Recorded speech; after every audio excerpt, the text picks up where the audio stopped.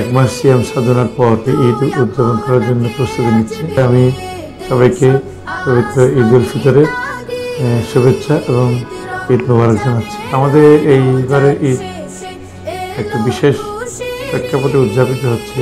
সামনের দিনগুলোতে সুন্দর এবং গঠনমূলক সংস্কার সম্পাদন করে লেভেল প্লেয়িং ফিল্ড তৈরি করে একটা সামনে নির্বাচনের দিকে এগোবে। নির্বাচিত সরকারের হাতে ক্ষমতা হস্তান্তর হবে।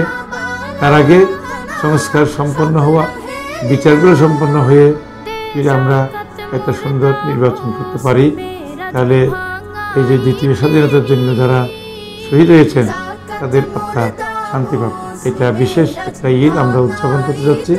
আমি আমাদের চট্টগ্রাম ৮ আসনের সকল ভোটার এবং জনসাধারণকে বিশেষভাবে ঈদের শুভেচ্ছা জানিয়ে আমার কথা শেষ করছি। ঈদ মোবারক।